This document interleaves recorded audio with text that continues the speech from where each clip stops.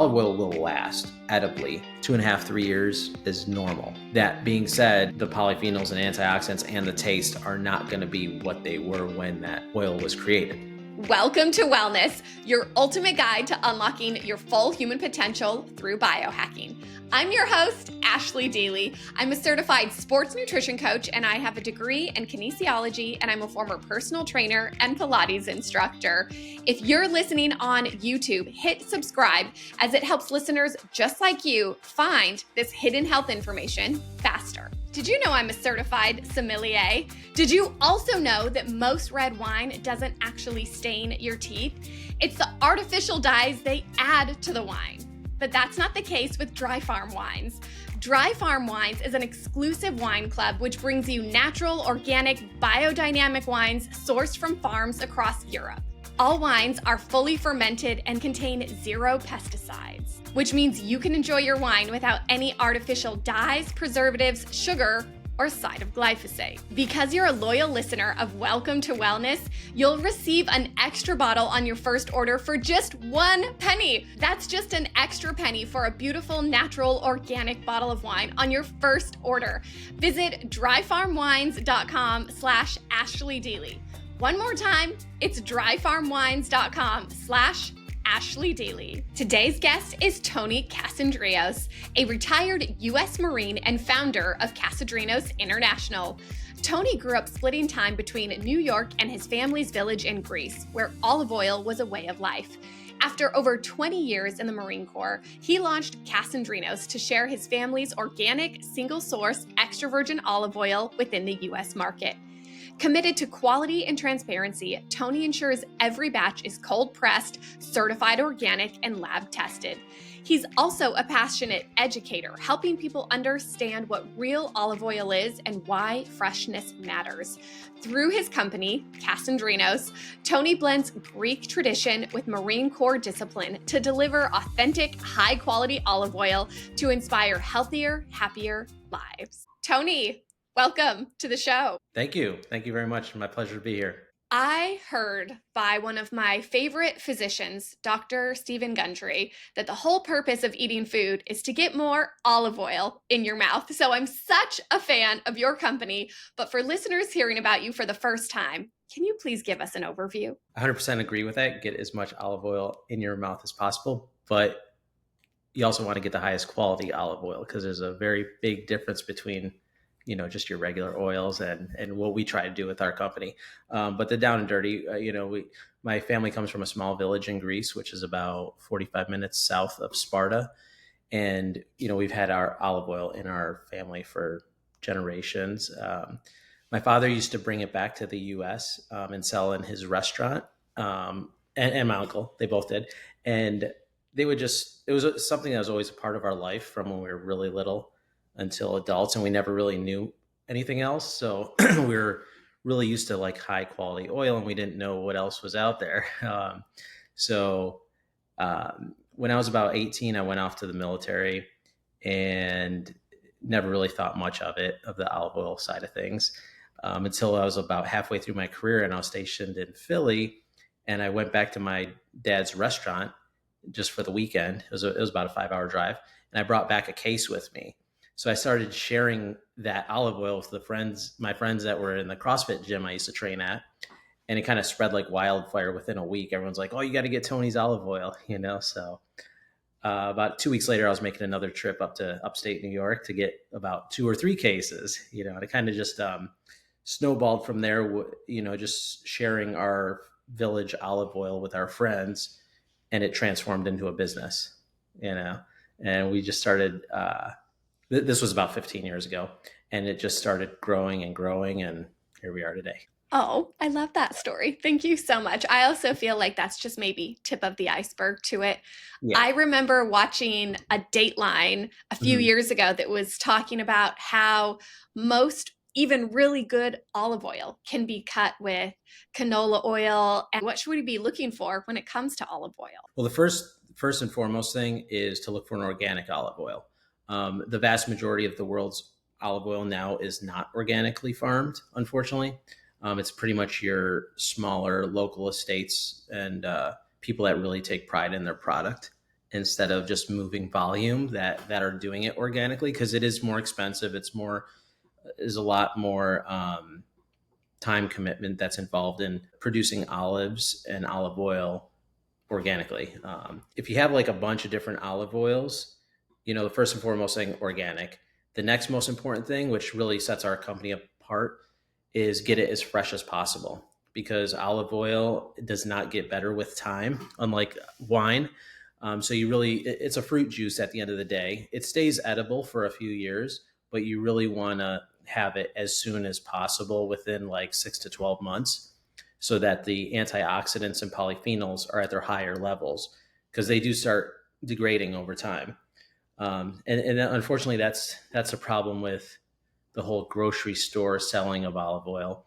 Is if you have great quality oils and you're selling them in stores, that just the distribution process of how long it takes to get from the origin of those olive oil bottles to the stores, to the store shelves, sitting underneath the light, by the time it gets to the kitchen counter, a year, 2 years old, and unfortunately, that's how the majority of it is. Now, as far as olive oils being cut with other oils, your biggest three producers of olive oil are Spain, Italy, and Greece. Italy is also a mass exporter. They buy olive oil from all over the Mediterranean, mix it all together, and then ship it out as a product of Italy. That, in my opinion, is the bigger problem, not so much possibly mixing with other oils, because I really don't think that happens all that much. I can only speak with what our company does. I don't know of any company that's actually ever done that, but because that's like, I couldn't imagine tarnishing your name like that. But what does happen is, and you can look at the back of bottles of olive oil, and it could say California olive oil, but made with olives from Tunisia, Chile, Greece, Argentina, whatever. So you really want to know the origin of the oil, because what happens is, when they're buying all these olive oils from all over the world and then mixing them together, you don't know the age of that olive oil. Your olive oil should have a harvest date on it, the bottle. And it's impossible to know if you're buying olive oils as a producer that come from these different countries, and some of them might be a year old, and they're mixing some of the oil with last year's harvest with some of the olive oil from this year's harvest. But then they put a bottling date as of today, even though it might be 18-month oil on there, then ship it to America, goes on grocery stores, and a customer sees like a 3-month-old bottling date, but the oil in there could be 18 to 24 months old. Still edible, but not that high quality, So that's, in my opinion, the biggest problem in the industry, when people think they're getting a really high quality oil, fresh oil, but it might not be. Ooh. Okay, I want to unpack a few of the things that you said. So we need to make sure it's organic and fresh. Can you bust this myth for me? Is it better to buy olive oil in those big cans, like those big jugs, or the smaller the bottle, the better? It depends on how much you use. It does. Because, I mean, if you have a family of 6 and you're using a 3-liter can and you're going through it in 2 months, that's better than if you buy a smaller bottle, but it takes you 9 months to consume. You know what I mean? So it all depends on your usage. We typically tell our customers to really try and use it within 6 months of cracking the seal. So it's all depending on how much you use as a person or family. Can you tell me why? Because there's a few things that cause olive oil to oxidize and degrade, what we were talking about earlier, the polyphenols and antioxidants. One is time. The other one is light. That's another reason why, we don't sell in grocery stores, or because we don't want those lights just shining on it 24/7. Now, obviously, if you're in a glass bottle that does not allow, or a can that doesn't allow light through it, that's good. But then the other thing is air and oxygen. So oxygen will, especially if you, like, when you put the cap back on, you don't tighten it down. So yeah, that's the biggest thing, is the air getting to it. The other day I was grocery shopping and I was looking at fresh strawberries. I was going to buy the pack on top, But then I saw that the light from the shelving Oh, yeah. was directly on those strawberries. And I thought, I wonder what that light is potentially doing to those strawberries. So I bought the pack underneath them. So it's so Yeah. interesting what you say about light. So tell me about the kind of packaging that your olive oil comes in. So we put it in tin cans, which are food grade cans, and glass bottles.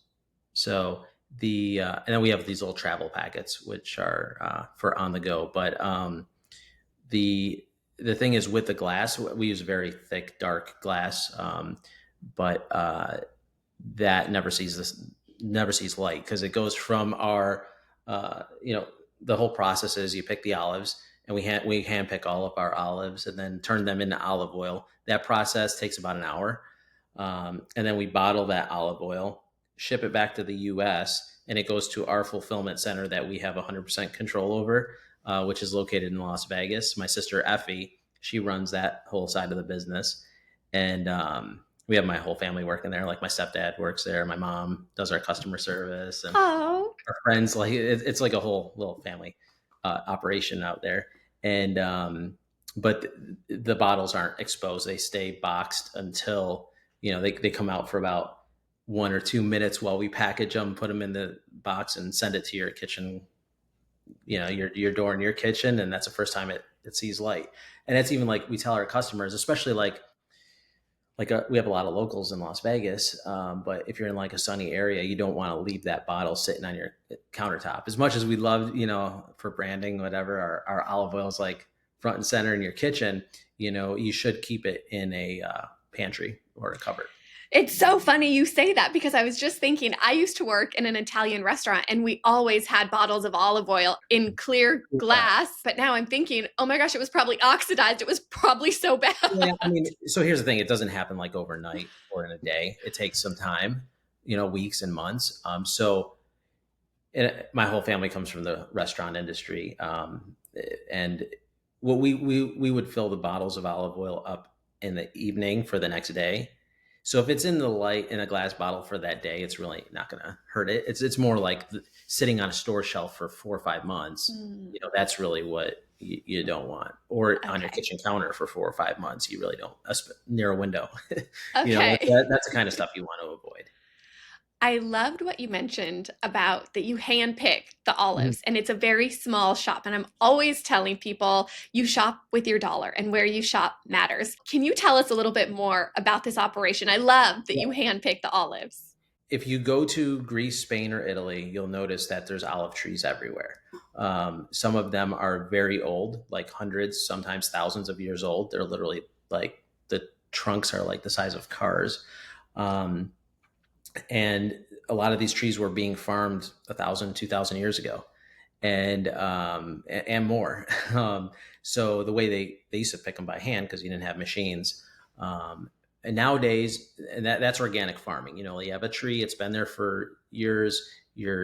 That's the first step. Is, well, one, you're not spraying pesticides and chemicals on it, but outside of that, you're hand picking it and not driving machinery over it. If you look at like a lot of new farms that have been planted in the last 20, 30 years, especially in newer regions of the world like California or South America, you'll see rows and rows and rows of they look like bushes. They're not even really mature trees, but they're olive bushes. And what they do is they drive tractors over them. And these tractors basically suck out the olives and kind of shake the trees, and they'll get the olives from there. And that's how they harvest these olives. The problem with that is it bruises the olives. So now they're like, imagine apples. You have all these bruised apples, and then you're going to go turn them into apple juice. Would you rather have a hand picked apple or something that was beaten up by a machine? Yeah. But those machines also, they damage the soil as well, and they shock the tree as well. So all of our olives, well, one, our trees are built, they're grown on mountainsides, most of them. So you really can't get a tractor up there anyways. So we do hand pick them. It's a lot of my family members, and then we have workers that help as well. It takes probably about 20 to 30 minutes to do one tree, to pick the olives off one tree, and everything's hand picked, and then it's put into like these old school burlap bags.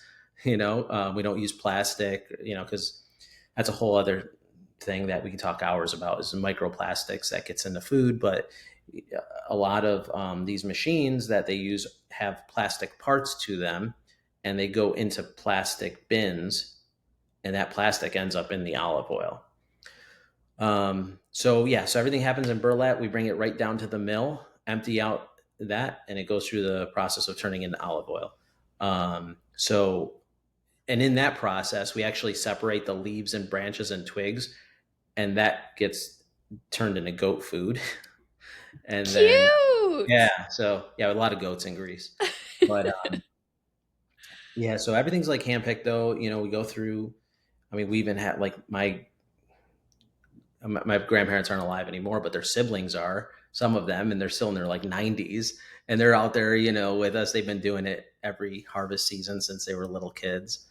The hand picking is a really important part of the process though. Okay, so now I want to get into the juicy part, maybe pun intended.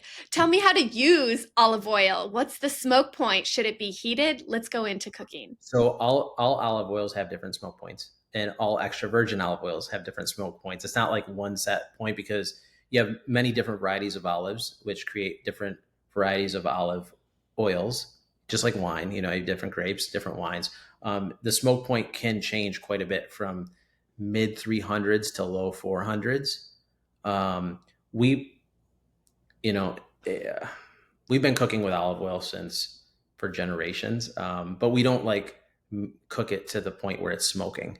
Kind of common sense thing, but it's really in most of the Mediterranean, especially like in little remote villages of southern Greece, where you don't, or any part of Greece where you don't have a lot of other fats that are so readily available as olive oil, because everybody has olive trees, so it's like, okay, we have our olive oil, so we're going to use this as a foundation for every meal.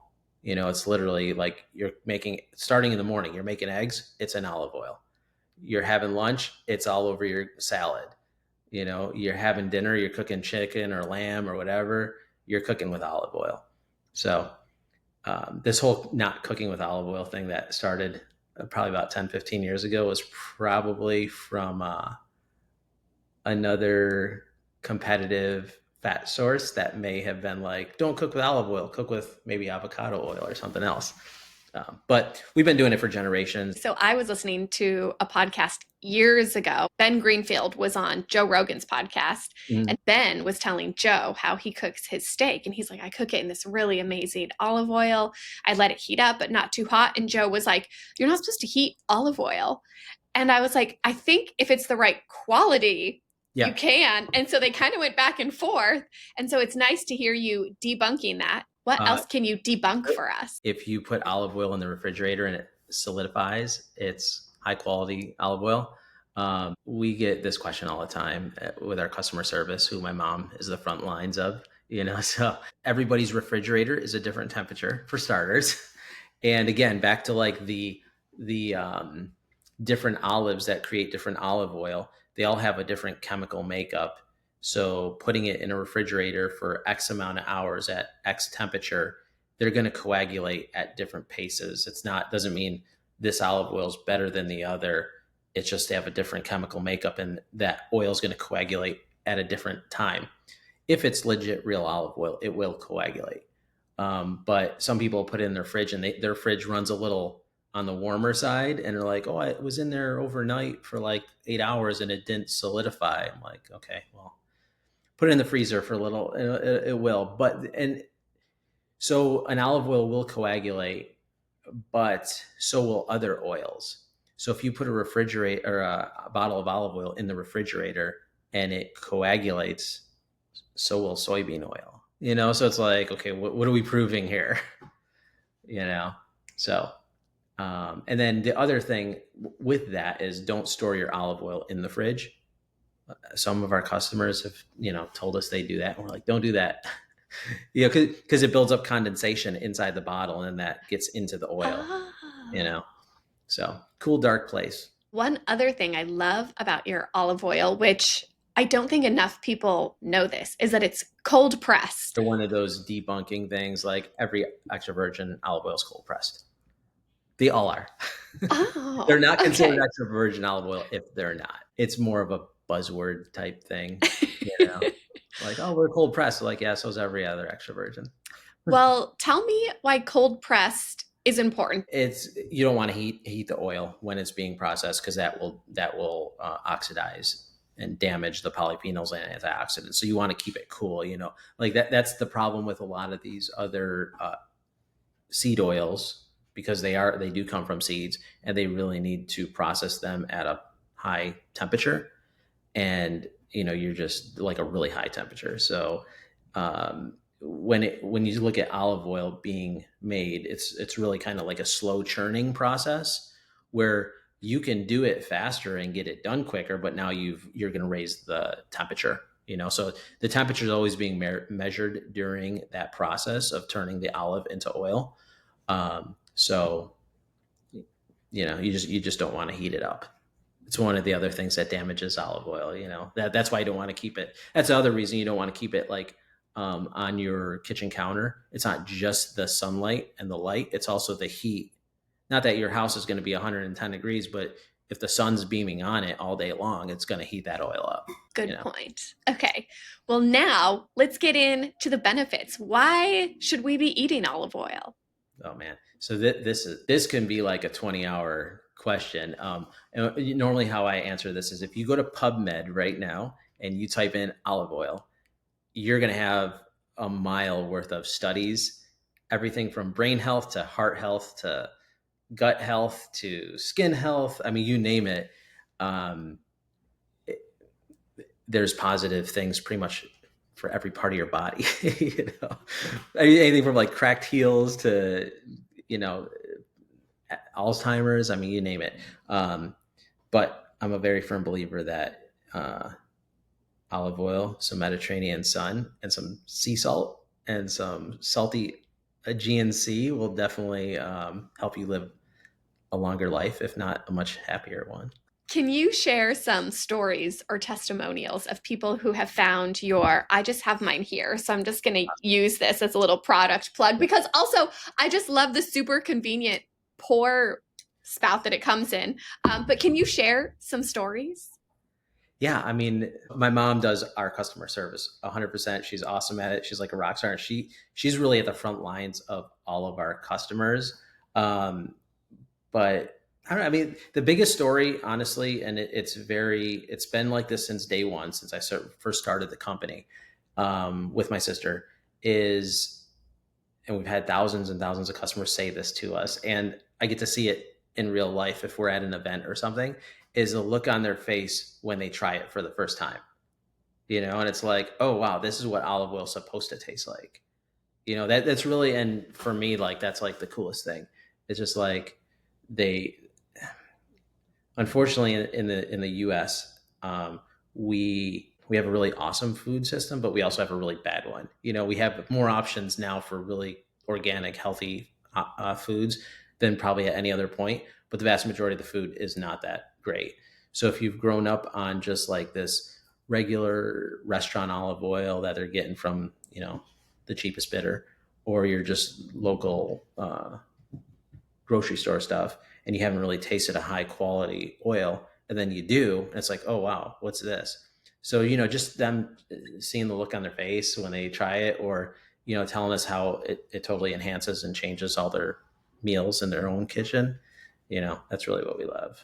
Do you have any science to back up these claims of how amazing your olive oil is? I mean, well, so we do a chemical analysis on every batch of olive oil, which shows the polyphenol and antioxidant levels. So at the end of the day, that is the most important thing because that's the chemical makeup of the product.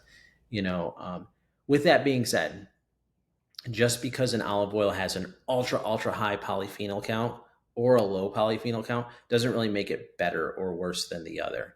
A lot of people are like, oh, I want to get the highest polyphenol olive oil. It's like, sometimes that's not the best tasting olive oil because it's really, really bitter, So like, it depends on what you're eating and what you're consuming it for. Ours is definitely on the much higher end of the spectrum. And you'll notice that, like, if you drink like a half a shot or whatever, you'll taste that peppery aftertaste, and that's the polyphenols in it. Um, yeah, so the real science on our olive oil is in the chemical analysis, and yeah, really And nice. it's third-party test. Is that Yeah, right, yeah. Tony?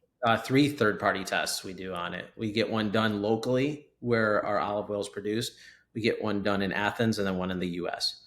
And then there's a batch number on each bottle, which you can tie to those tests. Amazing. Yeah. Well, Tony, since this is a biohacking podcast, I'm going to share a personal story of how I use your olive oil. So I learned years ago how horrible lube was and all the horrible ingredients in it. And then I thought the idea of coconut oil would be good, but then I realized coconut oil could be antibacterial. And I was like, well, I don't want an antibacterial oil down there messing up any kind of floras.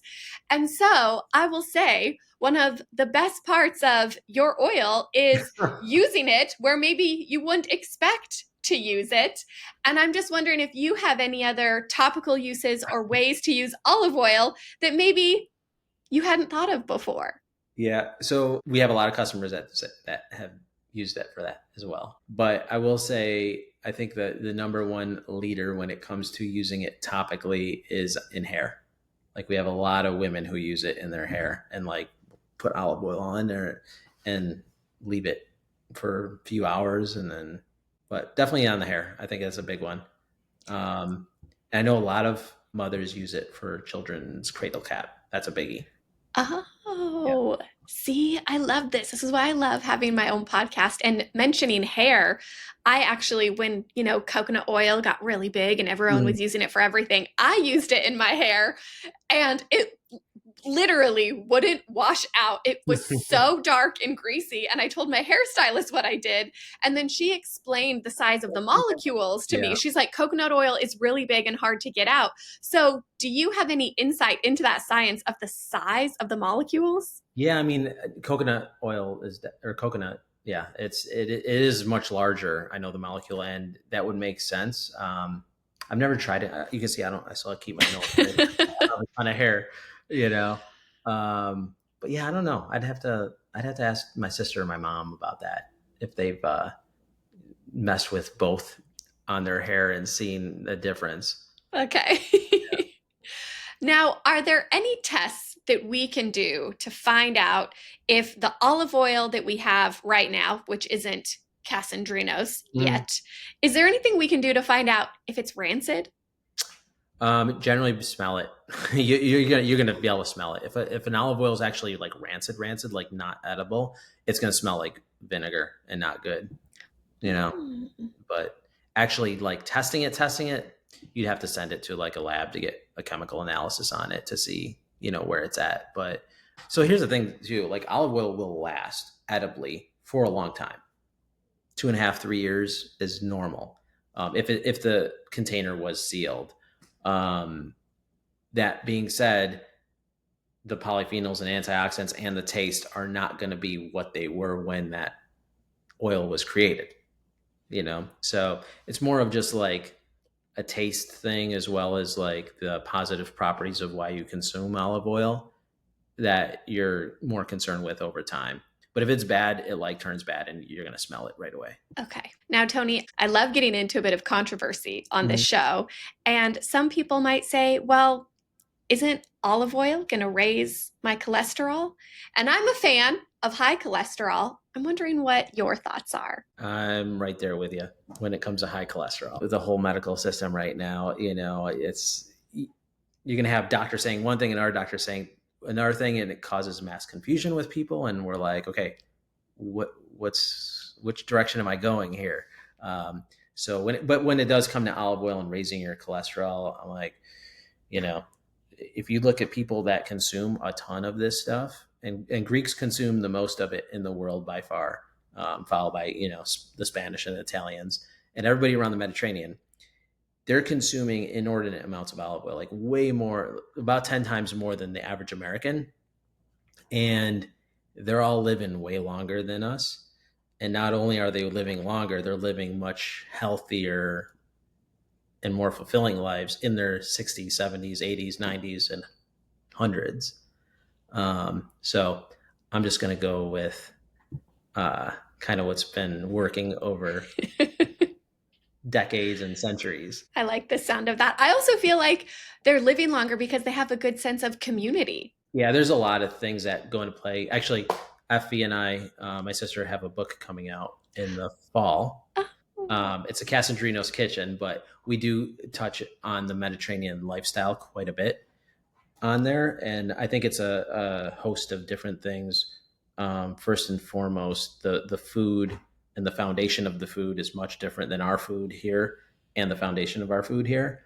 Community is a big one. Like, that's why I love going back to Greece, and I go try 2, 3, 4 times a year. I get over there.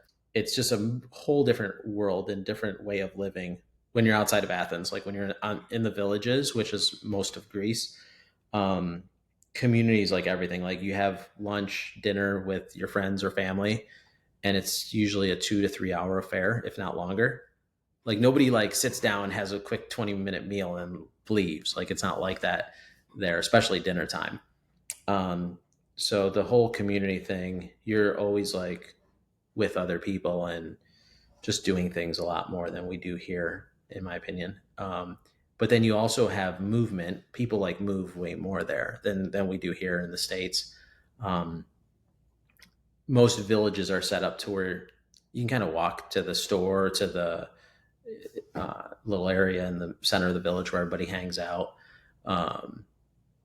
To your friend's house, like nobody, it's more of a pain to drive in most cases, so you're going to have these old 70, 80, 90-year-old people walking up and down hills, going upstairs. Like Greece is a very mountainous country, and most of people are going up or downhill to get anywhere, sometimes to the point where it's like can threaten your life if you're not driving. You have a big cliff and it's like, okay, you got to be careful there. But yeah, people are just moving a lot more. They're a lot more farming. Like people, like most people have their own chickens and their own tomatoes and cucumbers in the backyard. So it's a lot more self-sustainable. But, people are out there doing things instead of sitting inside in the air conditioning.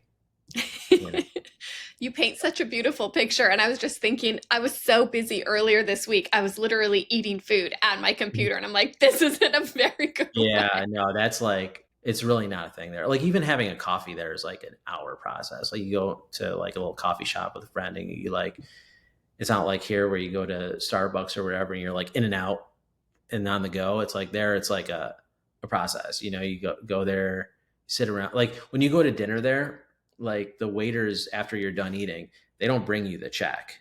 Like unheard of. Like the check comes when you ask for it after you've been trying to get their attention, like an hour or two after you ate. Oh, so all these times that I thought I've had a poor experience dining out, they're just trying to embrace the Greek culture. Yeah. No, it's yeah. Sometimes when you are in a hurry, it's kind of like, okay, we gotta go. Especially like I got a almost 3-year-old son, and the last 2 summers we brought him, he's got his bedtime and what. So we're going to dinner early, which is like 9 p.m. That's early in Greece for dinner. And trying to get out of there by 10, which is almost impossible. So we talked to some of the waiters and be like, all right, here's the deal. This kid's got to be in bed by 10:30. So you got to eat and bounce.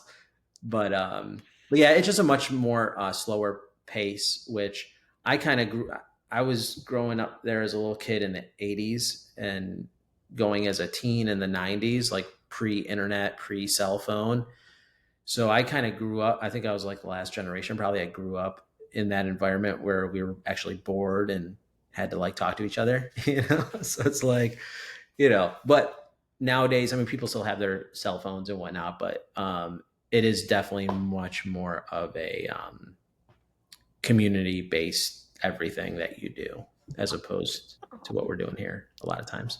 I love that. Oh, you're painting such a good picture. I want to go to Greece. Do you have to be in America or Greece to get Kasandrinos, or where do you ship? We ship worldwide. Yep. We ship all over the world. So yeah, we get, unfortunately right now, shipping is a little expensive, international, but we will ship it anywhere. We will be moving into a fulfillment center in Europe here by the end of this year, so that it'll be much cheaper to ship to Europe. But yeah, we can get it anywhere in the world. We ship all over Alaska, Hawaii, South Africa, Asia, all over the place. Amazing. Well, I'm such a fan, but we also didn't talk about the balsamic that you make. This balsamic tastes so good. So tell me why you also created balsamic. Um, well, probably about 6, 7 years ago now, we're like, okay, we need some more products. All we have is our olive oil, but we were very selective on, what we chose to add to our line, and still are to this day. Um, and we just started searching for. We don't create our balsamic. We get it from another farm that is doing a lot of grapes, and the what makes it unique is we're not using flavorings, which most vinegars do. Like, we're actually using the pulp from whatever fruit we're mixing it with. So yeah, we just decided to add another product. We've got a few spices as well that we created. Two that we created. One is a Mediterranean Greek sea salt, but we have two spice blends that we created, and a vitamin D. Did Ooh, you see that one? no, tell Yeah, me so we have a more. vitamin D3 and K2 in olive oil. Yep. Oh, So that's a unique product that we created after we saw a little bit of a need for improving the vitamin D out there. yes. Well, I'm so impressed. I was a little worried when you said vitamin D because I was like, oh, it needs K2, but then you said they're together. So And that's K2. perfect. Yep. Yep. So Oh, well, I haven't tried the spice that's mix. our latest. Yeah, we have two spice blends. We have one that we created. My sister and I took us about 6 months of perfecting what we wanted in it, and then we have a pepper blend that we created as well, which is on our website. And tell me some of the top dishes or ways that you would use the olive oil, the spices, in what you've created. Me personally, lamb chops, like, that's my go-to meal. I eat it like once or twice a week. So I always like coat everything in a light coat of olive oil, and then I use pretty much all three of our spice blends together on that. Lightly season it, and then if I'm doing it on the cast iron inside, I will actually use some olive oil and then some butter or ghee at the end. Have a lot of ghee. My wife's Indian, so we always have a ton of ghee in the house too. Um, but and then on Greek salad, what I said earlier, and then dousing it with olive oil. And I always add some fresh, not dried Greek oregano at the end after they're cooked. So those are definitely my two go tos for sure. And then we also make, because I don't really buy any. Trying to think. No, I definitely don't buy at this point anymore any dressings. So we're always creating new, like, dressings. I usually just find things on TikTok or Instagram, but I mean, my go-to is like olive oil that are balsamic vinegar and a little bit of honey for like a sweeter Yeah. dressings. But yeah, I'm always trying to create new. Like, I'm a sauce person, so I like sauces and dressings. Yes, yes, I'm the same way. I love making my own salad dressings because that's like the number one go-to, like low-hanging fruit. If you want to upgrade your diet, just Hmm. cut out the salad dressings at the Well, I mean, store. it's virtually impossible to find like high quality dressings in grocery stores. They're all like sunflower oil or canola oil or soybean oil. I'm like, okay, not doing this. So just make it at home. It's a lot easier and cheaper and better. You Maybe know, just don't store it in the fridge when you're done. Where do you store your extra dressing? it depends what actually is in it. With the olive oil, I just keep it like I try and.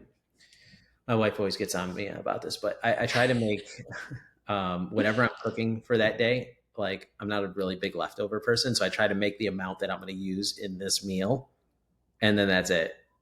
You know, um, yeah. I don't really. I keep it like room temperature if it's not dairy based.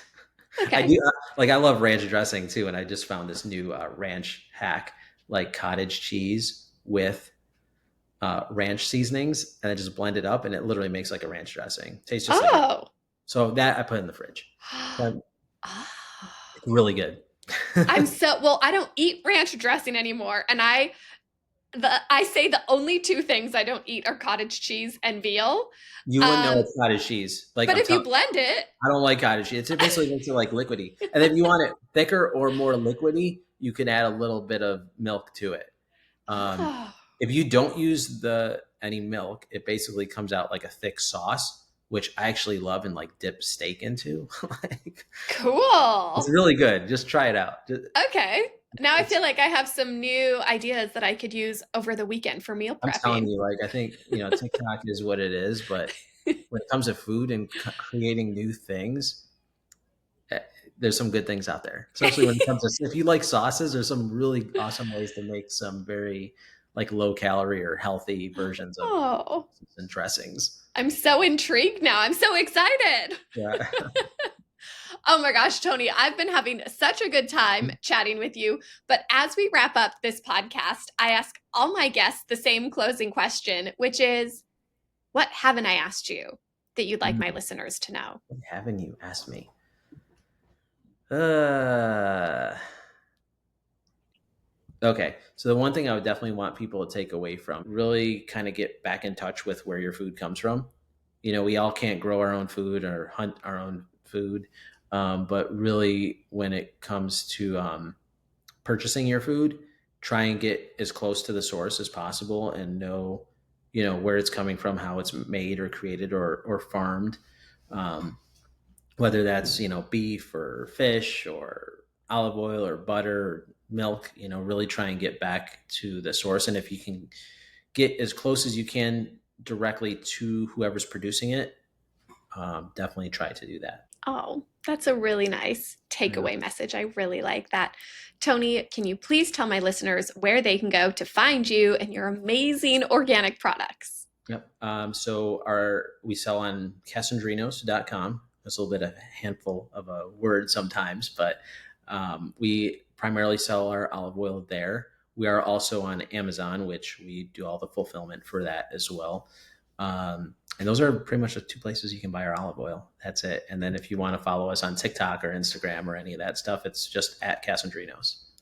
And you have a book coming out. Anything else? That's it on the horizon right now. Yeah, our book's going to be coming out in December, which is actually available for pre-sale on Amazon right now. It's Kasandrinos Kitchen. Ooh, okay. So, Maybe good for Christmas presents. yeah, a really good Christmas present. It'll be out, I think, December 4th. It's coming out. Okay. So, Well, we will make sure to point listeners in the right direction. Tony, thank you so much for your time today. no, you're welcome. My pleasure. This podcast is a labor of love, and I'm dedicated to providing free content for years to come. If an episode has brought you joy, clarity, or valuable insights, your support means so much to me. A quick shout out on Instagram or sharing this podcast with a friend can make a big difference.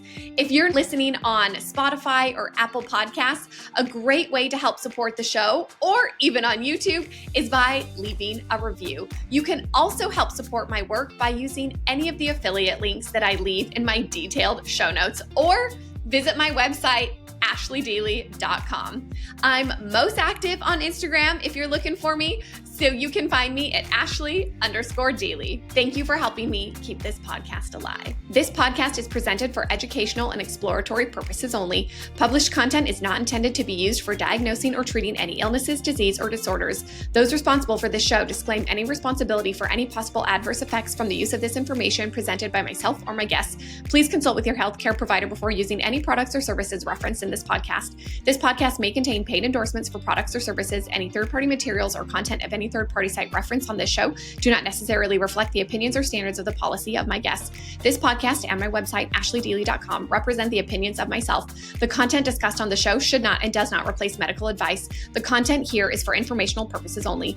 Episodes on Welcome to Wellness may at times cover sensitive topics, including but not limited to depression, suicide, COVID-19, vaccines, events related to the pandemic, 5G, big pharma, nootropics, circumcision, psychedelics, hormones, the Women's Health Initiative, the use of plants medicine, abortion, geoengineering, terrorism, gender, AI, and sex, drugs, and rock and roll. You are advised to refrain from listening to this podcast if you are likely to be offended or adversely impacted by any of these topics. However, if these topics interest you, you just may have found your tribe. The information or opinions expressed on the Welcome to Wellness show are solely the views of the individuals involved and by no means represent absolute facts, opinions, or expressed by the host, and guests can change at any time.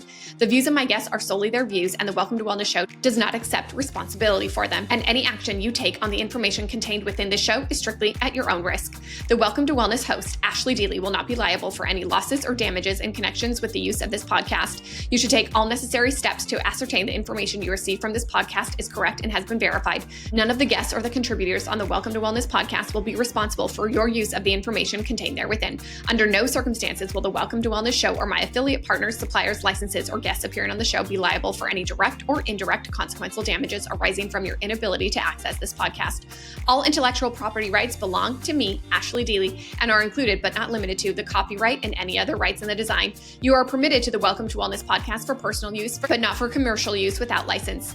You may not make recordings of or otherwise copy this podcast. If you breach these terms, you lose the right to access the Welcome to Wellness podcast, and you must destroy or return any copies of the recordings you've made. Guests on the Welcome to Wellness podcast may at times provide information on or read extracts from third-party copyrighted work. The Welcome to Wellness podcast does not provide any medical or professional advice within these episodes. If you take any action or inaction as a result from the content you consume from within the Welcome to Wellness podcast, this is based solely on your decision, and the Welcome to Wellness podcast and Ashley Deely and my guests cannot be held responsible or liable for any of the consequences on such action or inaction. Thank you.